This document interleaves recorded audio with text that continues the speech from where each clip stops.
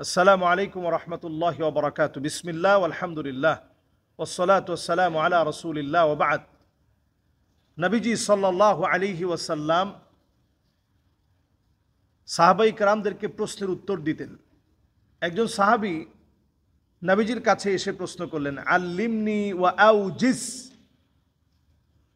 আমাকে শিখান। তবে নবীজি একটু সংক্ষেপে যদি বলতেন তাহলে আমার মনে রাখাটা সহজ হতো। সুবহানাল্লাহ, কি অভিব্যক্তি রসুলের সাথে সাহাবায়ে কেরামের। ওয়া আউজিস, যদি একটু সংক্ষেপে আমাকে বলতেন। নবীজি সংক্ষেপে তিনটা নসিহা করলেন।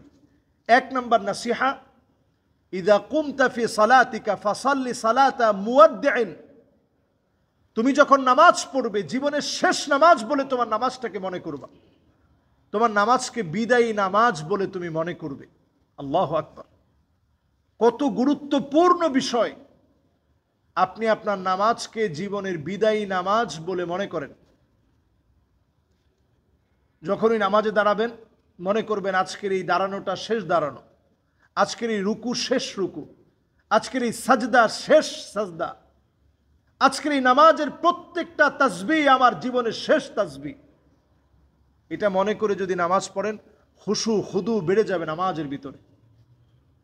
দুই নাম্বার, নবীজি সাল্লাল্লাহু আলাইহি সাল্লাম বলেছেন, ওয়ালা তাকাল্লাম বিকালামিন তা'তাযিরু মিন, এমন কথা তুমি বলতে যেও না যেটার জন্য পরে ক্ষমা চাইতে হবে।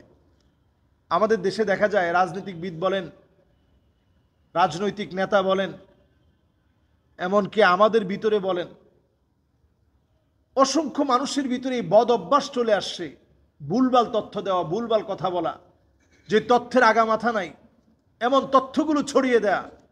নবীজি সাল্লাল্লাহু আলাইহি সাল্লাম পরিষ্কারভাবে বললেন, এমন কথা বলতে যেও না যেটার কারণে পরে তোমাকে ক্ষমা চাইতে হয়, লজ্জিত হতে হয়। এমন কথা বলতে যেও না। এবং আমরা অনেক সময় এইরকম কথা বলি, ইন্নাল আবদা লা ইয়াতাকাল্লাম বিল কালিমা, মুখে যা আসছে সেটাই বলে ফেলি। আবআদু বাইনাল মাশরিকি ওয়াল মাগরিব, মাশরিক থেকে মাগরিব পর্যন্ত যত দূর, জাহান্নামের এত অতল গহ্বরে আপনি নিমজ্জিত হবেন। মাআযাল্লাহ।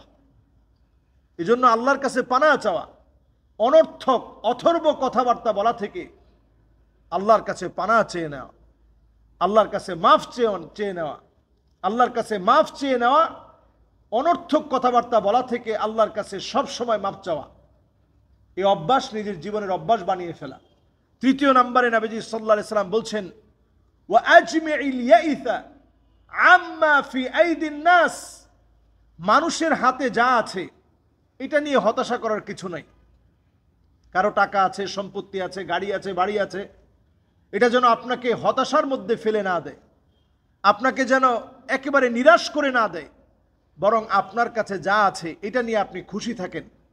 আল্লাহর কাছে আপনি এটা নিয়েই আপনি প্রাউড ফিল করেন যে আমার কাছে অনেক কিছু আছে, আল্লাহ আমাকে অনেক কিছু দিয়েছেন। যদি প্রাউড ফিল করতে পারেন তবেই আপনি মনে করবেন আল্লাহ রাব্বুল আলামিন এই তিনটা নসিহা মেনে আল্লাহ তাআলা আপনাকে আমাকে অনেক কিছু দিবেন। আসসালামু আলাইকুম ওয়া রাহমাতুল্লাহি ওয়া বারাকাতুহু।